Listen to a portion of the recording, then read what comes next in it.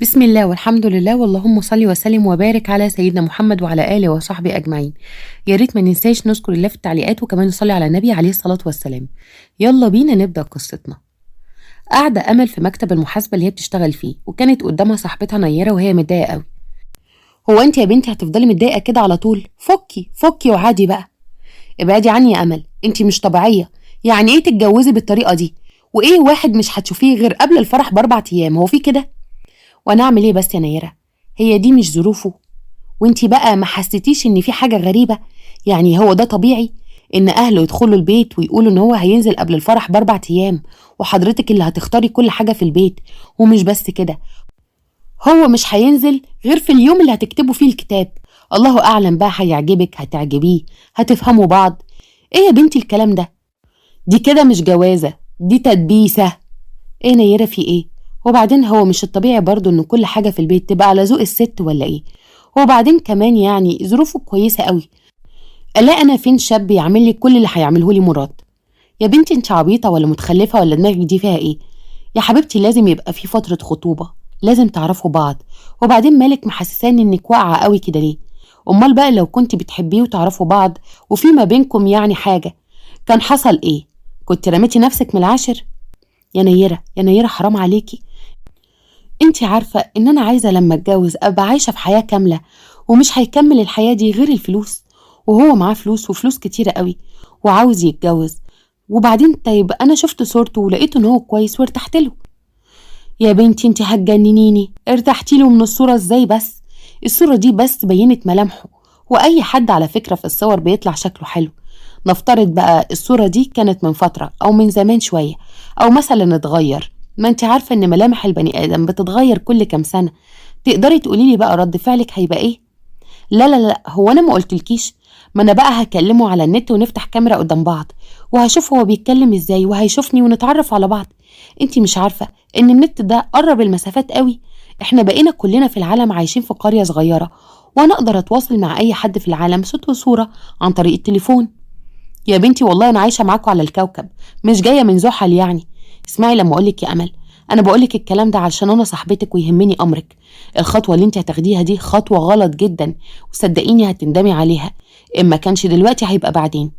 في البيت عند امل كانت قاعده مع امها وابوها. ايه يا سعاد في ايه؟ ده منظر واحده بنتها المفروض كمان يومين هتنزل تنقي الشبكه. ايه يا ممدوح في ايه؟ هو انت عايزني اعمل ايه اكتر من اللي عملته؟ رحبت بضيوفك وعملت كل اللي يقدرني عليه ربنا، بس انا مش مرتاحة يا ممدوح. لا اله الا الله، هنعيد من الاول. هو خلص كليته وكان عنده 22 سنة، راح كندا هجرة 10 سنين، والولد عمل في ال10 سنين دول فلوس كتير وكتير قوي، وهينزل يتجوز في شقته اللي في ارقى مناطق في البلد، وكمان هيفتح مطعم كبير. تقدري تقولي لي بقى احنا عايزين ايه لبنتنا احسن من كده؟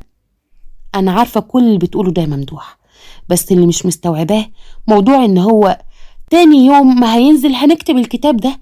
طب ما نستنى على موضوع كتب الكتاب ده 2 3 يا ممدوح. مراد هينزل وهتكون القاعة محجوزة والشقة خلصانة وبنتك حاجزة الفستان وكل حاجة جاهزة. طب تقدر تقولي هو أصلا هيحس بجوازه ده ازاي؟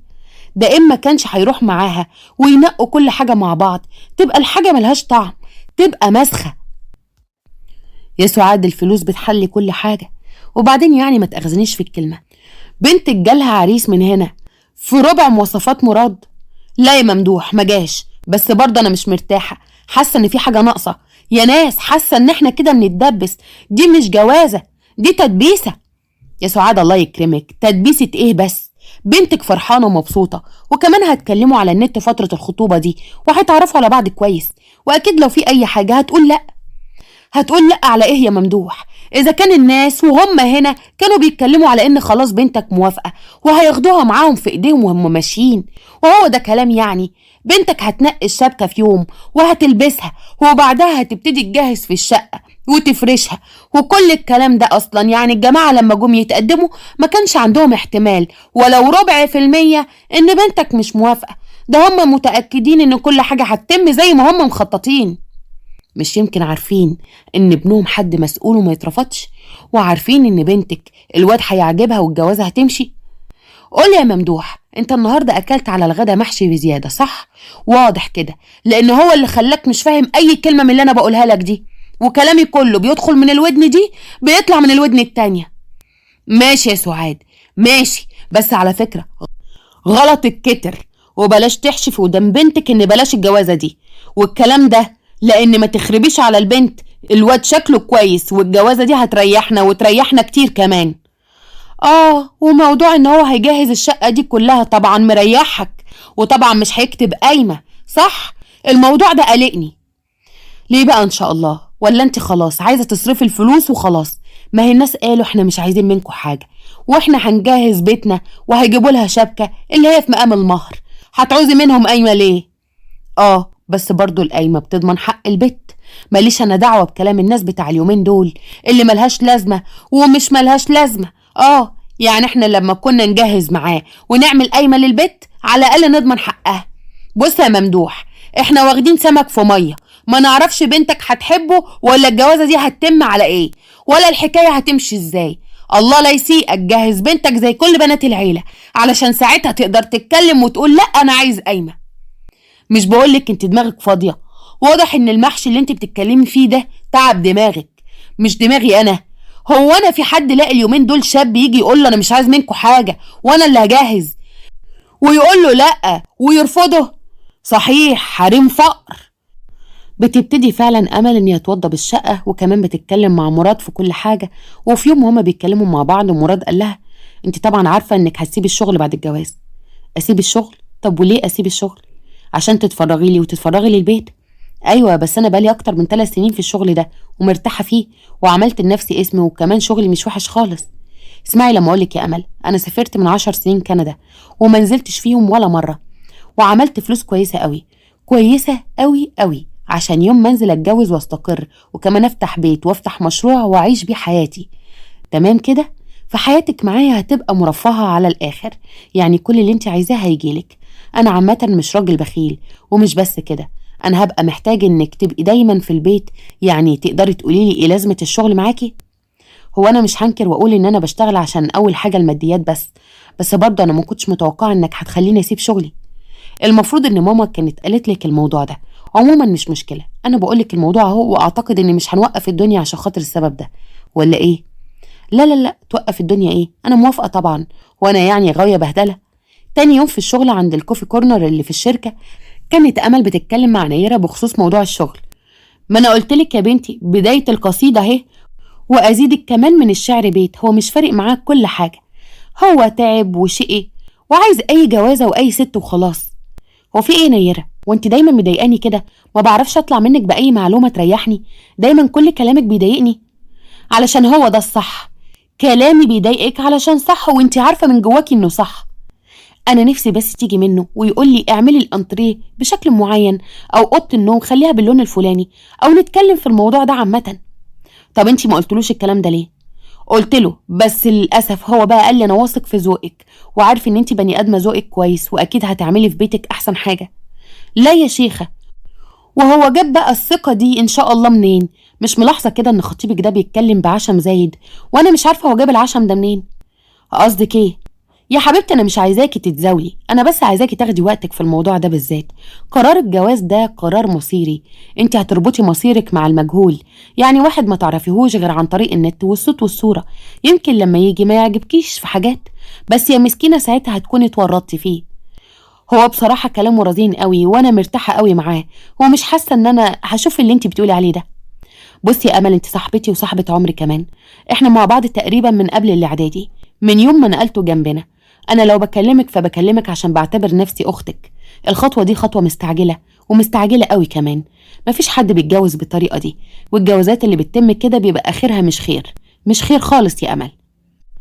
امل كانت عايشه في دور السندريلا المخطوبه للفارس المغوار اللي هيجي وياخدها على حصانه الابيض ويعيشها في دنيا تانية كلها هنا وسعاده وحرير في حرير. مرت الايام ونزل مراد، كان شخصيه محترمه جدا، ابن ناس ومتربي وعلى خلق، وامل شافت ده من اول مقابله. بعد 4 ايام كان معمول الفرح، واتجوزت امل هي ومراد. من تاني يوم الصباحيه امل صحيت على صوت دربكه في المطبخ، خرجت تشوف فيه ايه، لكن مراد قابلها بصينيه وهو بيقول لها بابتسامه: صباح الخير يا عروسه، انا حضرت لك الفطار عشان نفطر سوا. ايه ده بجد؟ ده انت شكلك كده هتبقى الزوج المثالي وانا معرفش ولا ايه؟ افطري بس وخلصي فطارك عشان انا عاملك مفاجأة من العيار التقيل. لا لا لا، قولي المفاجأة الاول. ما تبقاش مفاجأة يا حبيبتي. طيب هو احنا يعني عادي لو خرجنا النهاردة؟ ما نستنى 4 ايام. اشمعنى يعني 4 ايام؟ اصل ماما يعني مأكدة عليا ان احنا ما نخرجش قبل 4 ايام. اصل احنا كتبنا الكتاب في اخر الاسبوع في الشهر، وبعدها اتجوزنا على طول، وما ينفعش ان انا اخرج في الوقت ده. انا مش فاهم حاجة، ليه ما تخرجيش غير بعد 4 ايام؟ وايه اللي دخل كتب كتابنا في اخر الاسبوع في الشهر؟ مش فاهم اي شيء. ما هو علشان ما تأذيش ماما، بتقول ان طالما كتب الكتاب يبقى لازم استنى لاخر الشهر وما اخرجش من البيت طالما دخلته. انتي بتهزري صح؟ لا والله مش بهزر، هي حتى اكدت عليا وقالت لي لو جوزك حب يخرج معاكي قولي له لا، لازم يستنى لاخر الشهر، علشان يا حبيبتي مفيش حاجه تاذيكي في الشارع. انا مش قادره اكمل ضحك، هو في كده؟ ايه اللي هيأذيكي بقى ان شاء الله في الشارع وانا معاكي، غير يعني قضاء ربنا، وده يبقى حاجه تانية. واعتقد برضه هو ملوش دعوه بتوقيت كتب الكتاب، مش كده ولا ايه؟ ما ينفعش واحده متعلمه زيك تصدق في الحاجات دي، وازاي اصلا تفكري كده؟ احنا هنخرج النهارده عشان انا اعمل لك مفاجاه. طيب وماما؟ يا ستي اعتبريها تحدي، ولو حصل حاجة تبقى دي علامة من علامات اللي مامتك بتقول عليها دي. طيب معلش عشان خاطر ماما ما تزعلش، نستنى النهاردة وبكرة عشان يكونوا حتى جم اطمنوا علينا. أهلي وأهلك مش المفروض إن هم هيجوا النهاردة؟ طب إيه رأيك بقى لو قلتلك إن المفاجأة دي هنروح نشوفها بس نص ساعة وهنرجع على طول؟ بصراحة أنا متحمسة قوي، لكن أنا خايفة واحنا بره يكونوا هم جايين في الطريق أو يجوا ما يلاقوناش، ساعتها ماما هتزعل مني قوي. يا أمل احنا لسه الساعة 10 الصبح، وهم لما يجوا على العصر. يلا افطري بس بسرعة وتعالي عشان ننزل ونلحق نروح مشوارنا. فطرت أمل وهي متحمسة قوي، وكمان كانت مبسوطة بحكاية الفطار دي. مراد حاول يبين لها بكل الطرق إن هو بني آدم محترم وعاوز يكون بيت وأسرة، وفعلا نزلوا وأخدوا عربية، لأن طبعا مراد الفترة اللي جه فيها ملحقش يجي فيها بعربيته، واتفاجئت أمل إن العربية وقفت في مكان فاضي. نزلوا ساعتها مراد قال لها ايه رأيك؟ رأيي في ايه؟ هو ايه ده اساسا؟ انا هقولك دي حتة ارض 1000 متر، خدتها عشان اعمل عليها مطعم احلامي. اصلا انا نفسي من زمان يبقى عندي مطعم بيتزا ايطالي، بس تبقى ايطالي بجد، مش اللي بتتعمل هنا على ان هي ايطالي. البيتزا الايطالي لها تكنيك معين، وكمان انا جايب لها واحد صاحبي كان شيف في مطعم ايطالي، وجايب معاه مجموعة من الشيفات ومدربهم على اعلى مستوى. ايوه بس الكلام ده هيحتاج وقت طويل، طويل قوي، عشان يعني يتعمل في حتة الارض دي. يعني المكان حلو حلو قوي كمان، بس لسه التصاريح والبناية والحاجات دي احنا بنتكلم في سنة على الأقل عشان المطعم يجهز. لا لا لا، سنة ايه؟ الحكاية كلها بالظبط هتبقى 6 شهور، وانا متعمد ان ال6 شهور دول استجم فيهم. انا قلت ان انا بشتغل بقالي 10 سنين، يعني ما كنتش باخد اجازة خالص، فانا محتاج فعلا ان انا اخد اجازة وبس. وبعدين عشان اعرف ادلعك بضمير يا عروسة. وغير ده كله صاحبي اللي بقولك عليه ده مش هينزل غير بعد 5 شهور، وهو قال لي هيفضل حوالي شهر كده يدرب الشيفات دولت على طريقة البيتزا الإيطالي الصحيحة. والله ربنا يوفقك، بس ابتدي بقى اشتغل في الموضوع ده. انا اول امبارح اتعاقدت مع شركة عقارات كبيرة عشان تظبط لي المكان ده، وكمان اتفقت مع شركة ديكور عشان تظبط لي كل الديكورات، جاي معايا شكل مبدئي للي انا عايزه. طب انت عارفة ان انا صممت بايدي شكل المطعم؟ طيب وطالما انت شاطر قوي كده، ما كنتش بتقولي ليه على حاجات معينة نعملها في الشقة بتاعتنا؟ يعني حتى لما كنت بطلب منك رأيك في حاجة كنت بتقولي انا واثق في ذوقك وواثق ان انت هتطلعي حاجة حلوة. طالما انت عندك الخبرة دي ما كنتش بتتكلم معايا ليه؟ ولا حتى كنت بتختار معايا حاجة؟ انا عارف ومتأكد ان بيت الزوجية ده اصلا بتاع الست، وهي اللي لازم تختار كل حاجة فيه حباها. انا هبقى ضيف بعد كده فيه، يعني بمجرد ما افتح المطعم مش هيبقى مواعيد ثابتة. عشان كده بقولك لازم ادلعك بضمير ال6 شهور دول، عشان بعد كده ما تطفحش عليا الهرمونات وتفضلي تقوليلي انت ما فسحتنيش، انت ما خرجتنيش. ليكي عليا في ال6 شهور دول اي حاجة نفسك فيها انا هعملها لك. ويلا بقى عشان ميعاد المفاجأة رقم 2. اصل انا حاسس ان المفاجأة دي كده صدمتك اكتر من هي عجبتك، وانا شرحتها لك وده ضيع رونقها بقى، صح؟ ويا ترى بقى المفاجأة المرة دي ايه؟ لا لا لا، ما تقلقيش، المفاجأة المرة دي انت اللي هتختاريها بنفسك. اخدها مراد وراحوا على اجانس عربيات. الله يا مراد، ايه العربيات الحلوة دي؟ انا نويت اشتري لي عربية واشتري لك انت كمان عربية، بس طبعا انا هجيب لنفسي عربية كبيرة شوية، وليكي عربية كتكوتة كده على قدك. بتعرفي تسوقي؟ لا ما بعرفش، بس اتعلم.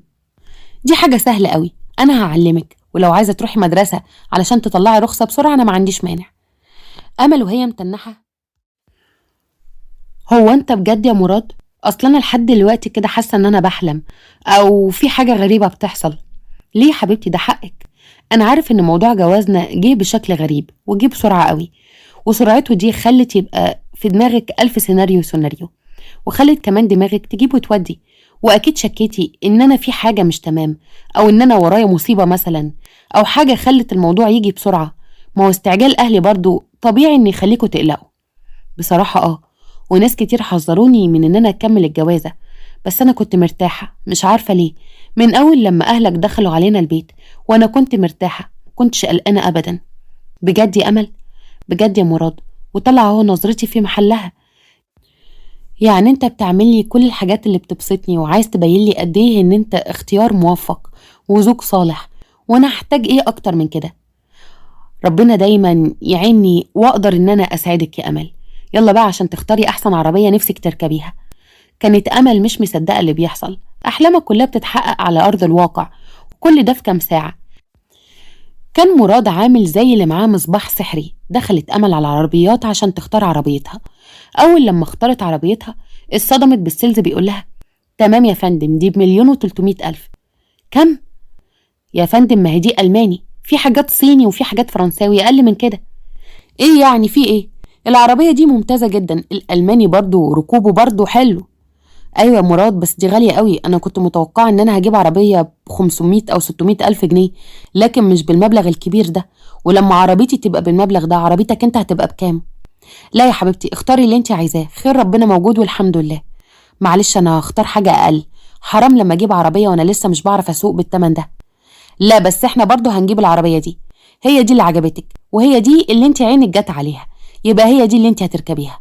واشترى فعلا مراد العربية الأمل. طلب من المعرض ان هم يوصلوها لحد البيت، واتركنت في الجراج، وهو روح بالعربية الجديدة بتاعته. كانت أمل راكبة جنبه، وعلى نص اليوم كده جت مامتها وهي معاها زيارة محترمة جدا، وكمان أهل مراد. وزي العادة كده أخدت سعاد بنتها ودخلوا على المطبخ، وابتدت أمل تحكي لها على كل اللي حصل من أول اليوم. وانا مش قلتلك يا بومه انت ما تخرجيش؟ هتتكبسي يا بنت يا موكوسه. اتكبس ايه بس يا ماما؟ ده كان يوم جميل جدا. خرجنا ورحنا شفنا الارض اللي هنعمل عليها المطعم، وكمان مراد جاب لي عربيه حلوه قوي ب1,300,000 جنيه. تخيلي يا ماما. بسم الله ما شاء الله. طيب واضح ان ايده فرطه اهو، ومش بخيل، وكمان يعني انه يعمل كده على طول، فهو عايز يبين لنا ان كل الافكار اللي في دماغنا من ناحيته مش صحيحه. يا بنتي ربنا يهدي سرك يا رب، ويرزقك بالذريه الصالحه. يا رب يا ماما يا رب. انا كنت خايفه قوي من الجوازه دي، بس الحمد لله واضح كده ان احنا كنا ظالمين مراد. مرت الايام في سعاده وهنا، لكن اللي كان معكر صفو الموضوع ده كله تاخير الخلفه. والموضوع ده ما كانش شاغل بال ولا مراد ولا امل. يا ابني انت بسم الله ما شاء الله دلوقتي فتحت المطعم بتاعك، وبقالك اكتر من 6 شهور متجوز ومفيش حاجه. التاخير ده يقلق. ما تاخد مراتك وتوديها لدكتور. دكتور ايه بس يا ماما؟ امل عندي بالدنيا. هو بعدين حتى لو طلع فيه حاجه او هي فيها حاجه، انا مش عايز اي عيال غير منها هي. سوسن، ودي بتكون اخت مراد، بلوية بوز قالت: يا اخويا اللي يشوفك كده وانت بتتكلم عنها يقول ان انت بتحبها من زمان. ايش حال ان احنا خطبناها لك من قبل ما تنزل بكام شهر؟ لحقت حبيتها قوي كده ليه؟ ومش عايز عيال غير منها. يا بنتي العشرة ولدت بينا حاجات كتيرة قوي، وبعدين مش لازم يعني يكون بينا حب ولفلفة من قبل الجواز. ربنا عمل لنا ده بعد الجواز وفي الحلال. المهم انا همشي بقى عشان انا قلت لها ان انا مش هتأخر عليها، لانها عند مامتها النهارده. ماشي يا حبيبي براحتك. مشى مراد علشان يجيب مراته من عند امها ويروحوا على بيتهم. وساعتها سوسن قالت بخنقه: هو ده اللي نجوزه جوازه اي كلام ويفضل تحت جناحنا؟ اتفضلي اهو، اهو الطير طار ومن غير اي تعب. اهدي بس، ما هو مش على اخر الزمان تيجي واحده وتاخد الجمل بما حمل. ناويه على ايه يا ماما؟ ناويه ارجع ابني لحضني اللي سافر 10 سنين، والاخر راجع يقول الكلمتين دول. انا كنت عايزه اجوزه لان هو اللي طلب، واخترت له واحده اي كلام، بس ما كنتش متوقعه انه يتعلق بيها قوي كده. تفتكر البت دي فيها ايه؟ مش بعيد تكون عامله له عمل، ما هو عريس لقطه برضه. اكيد امها قالت لازم تقصقصي ريشه وتخليه جنبك على طول. بقى واحد زي مراد اخويا ده سافر 10 سنين في بلاد الاجانب، والاخر يتعلق بالبت دي؟ طيب طالما الحكاية بقى دخلت في سحر وأعمال يبقى هي اللي بدأت. عدى حوالي أسبوعين، بس اتفاجئت أمل في يوم وهي قاعدة في البيت، وكان الوقت ده الساعة حوالي 3 العصر، وما كانش متعود مراد إنه يرجع في الوقت ده خالص. يعني هو بيخرج من البيت الساعة 11 وبيرجع على حوالي الساعة 10 أو 10 ونص، لكن اليوم ده رجع بدري. إيه يا مراد، في إيه؟ رجعت بدري ليه؟ في حاجة نسيتها ولا إيه؟ يا سافلة يا واطية، بقى أنا تعملي معايا كده؟ وعينك ما تشوف الا النور. مسك مراد مراته فين يوجعك تلطيش وضرب، وكسرت ترابيزه الانتريه على دراعها، واتكسرت ونزفت جامد من بقها. طب انا عملت ايه؟ قولي بس ايه اللي حصل. اقول لك انا ايه اللي حصل؟ انا هسيبك هنا ومش هعبرك لحد لما تعفني، ويا ريت تموتي بقى، تبقي ريحتي واستريحتي. على الاقل هدفنك واقول للناس انها ماتت من غير السبب الحقير اللي انا عرفته. طبعا أمل كان ألمها ألمين، ألم وجعها الجسدي بسبب ضرب مراد الجامد ليها، والألم التاني النفسي، إزاي مراد جوزها المحترم الطيب السخي يعمل معها كده. سابها مراد ونزل وهي حاولت تزحف على جنبها لحد لما وصلت للتليفون. كلمت أهلها اللي جم بسرعة، وحاولت إنها توصل عند الباب وفتحت. أول ما فتحت لهم وشافت أهلها أغمى عليها. اتفزعوا أهلها عليها جدا، وخدوها بسبب الكدمات والدم اللي كان بينزل من بقها. راحوا بيها على المستشفى. ايه الهبل ده؟ ومين اللي عمل فيها كده؟ لازم نعمل محضر. لا دكتور الله يكرمك، محضر ايه؟ احنا لسه ما نعرفش اي حاجة، هي حالتها صعبة كده، اتعرضت لعنف شديد وايديها اتكسرت وجبسناها، بس مين اللي عمل فيها كده؟ ايوه يا دكتور، ابعت هات البوليس ويعمل محضر للمفتري ده.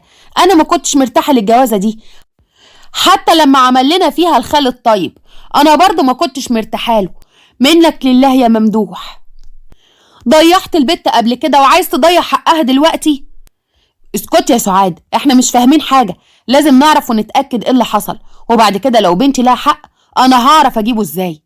سكتت سعاد، ولما امل استعادت وعيها دخل لها ابوها وقال لها: الف سلامة عليك يا حبيبتي، بس انا مش فاهم حاجة، ايه اللي حصل لجوزك وخلاه عمل فيكي كده؟ عملتي ايه؟ انا ما عملتش حاجة يا بابا. لا حول ولا قوة الا بالله. ازاي يعني يا بنتي؟ يعني هو جه كده من بره من الباب للطاق، دخل عليكي وعمل فيكي اللي عمله؟ ايوه والله يا ماما، هو ده اللي حصل. هو كان متعود ان هو بيخرج ما بيرجعش غير الساعة 10 او 11. اتفاجئت بيه جاي الساعة 3 العصر. بقول له: ايه اللي جابك بدري كده يا حبيبي؟ فضل يشتم فيا، وبعدها مد ايده عليا لحد لما كسرني زي ما انتوا شايفين كده، وفي الاخر مسك ترابيزة الانتريه وكسرها على دراعي، عشان كده دراعي اتكسر. لا بقى، ده كده يبقى مجنون، وتلاقيه بيشرب حاجة ولا بيتنايل بستين نيلة. يا بنتي انت متأكدة ان مفيش اي حاجة حصلت؟ ابدا والله يا بابا، ده احنا حتى فطرانين سوا، وامبارح بالليل وهو راجع جاب لي خاتم جديد. انا معرفش ايه اللي حصل له النهارده، انا نفسي هتجنن. طيب يا بنتي، انا هروح للمطعم بتاعه واشوف اللي عمله ده عمله ازاي.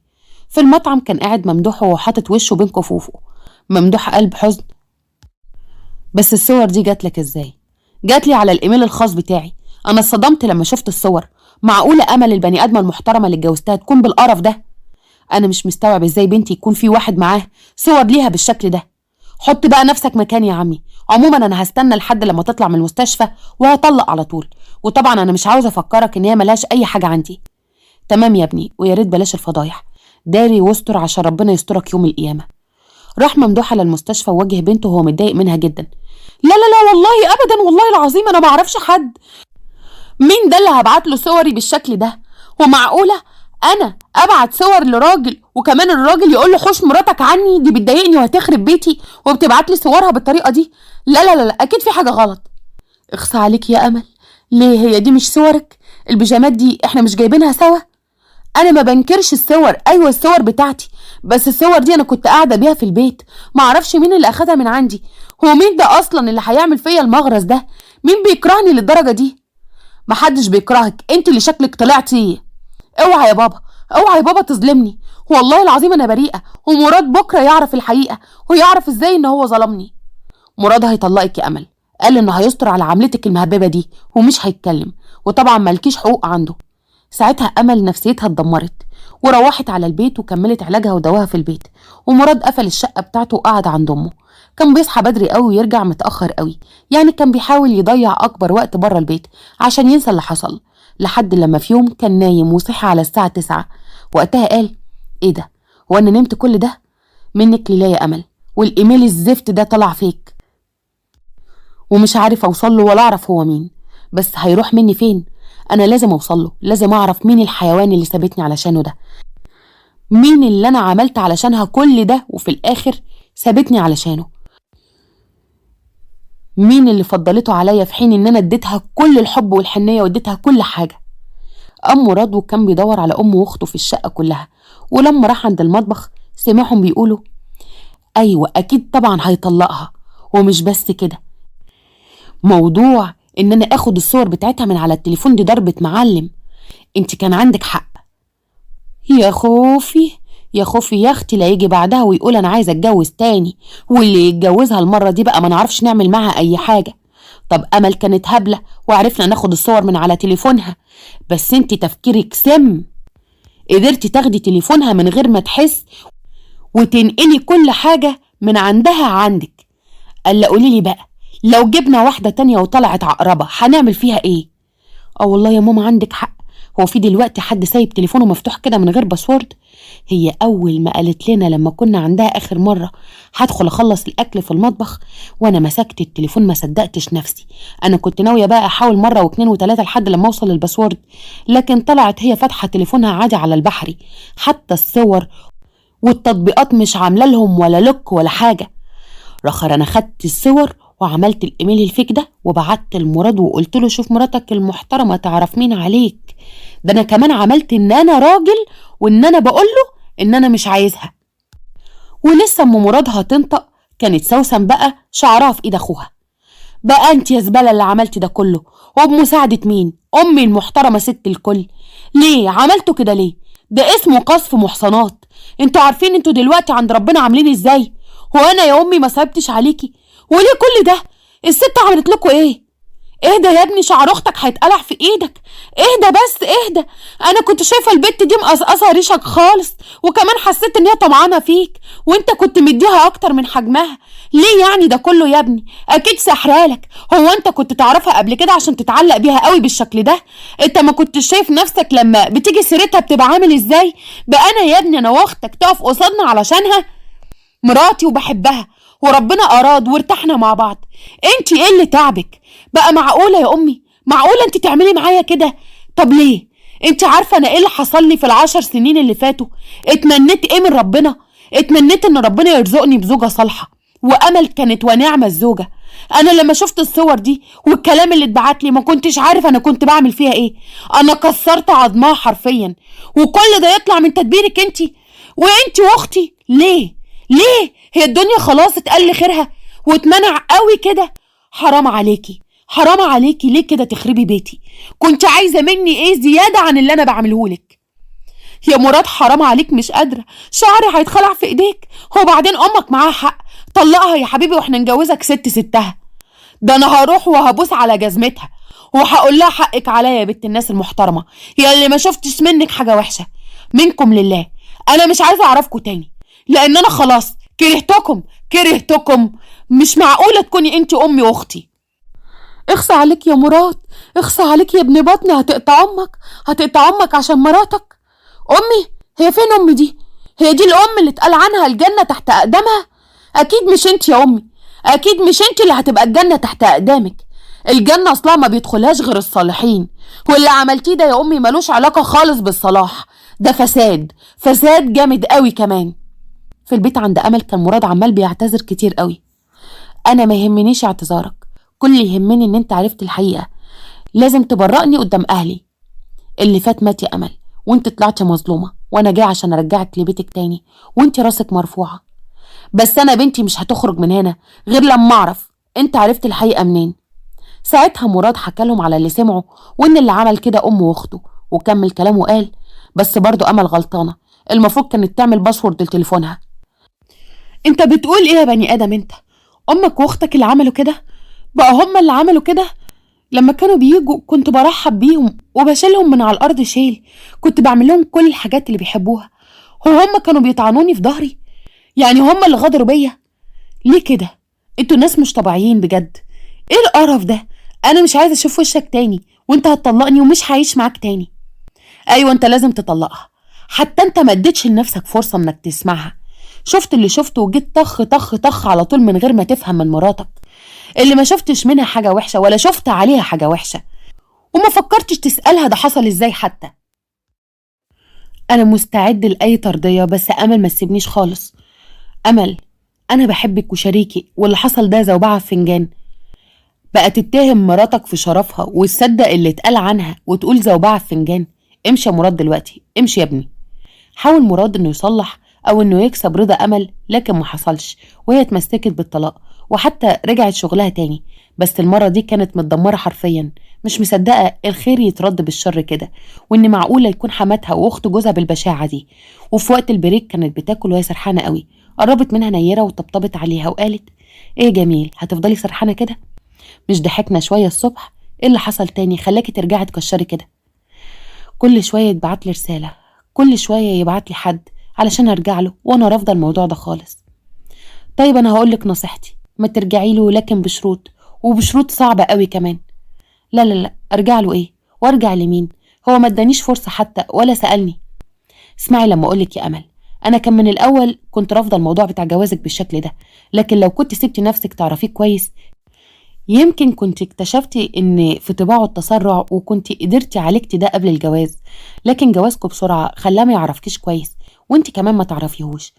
حطي نفسك مكانه، صور زي دي جاتله، يعني كان المفروض يسألك، بس برضو هو يا بنتي ما يعرفكيش. عشان كده انا من رأيي تديله فرصة، لكن بشروط، وهي ان ام واخته ما يجوش عندكم البيت خالص، ولا في مناسبة ولا غير مناسبة، وعيشي مع جوزك، وقولي له بعد كده اي حاجة تحصل لازم تسألني وما تشكش فيا تاني. فكرت امل في الموضوع كتير، لكن لقت نفسها ان كرامتها اتهانت قوي. فضلت قاعده في بيت اهلها اكتر من سنه ونص. في خلال السنه ونص دول مراد ما يأسش، وهي لما لقيته متمسك بيها قوي كده رجعت له بالشروط اللي قالت عليها نيره. انا على فكره من وقتها مش بكلمهم خالص، غير كل فين وفين، وهي ازيك الله يسلمك، ولو احتاجت حاجه ببعتها لها وخلاص. صدقيني انا مصدوم اكتر منك. رجعت أمل لمراد وعاشوا مع بعض حياة مستقرة جدا، وهم متفقين إن هم مش هيتسرعوا تاني في أي قرار هياخدوه، ولا هو ولا هي.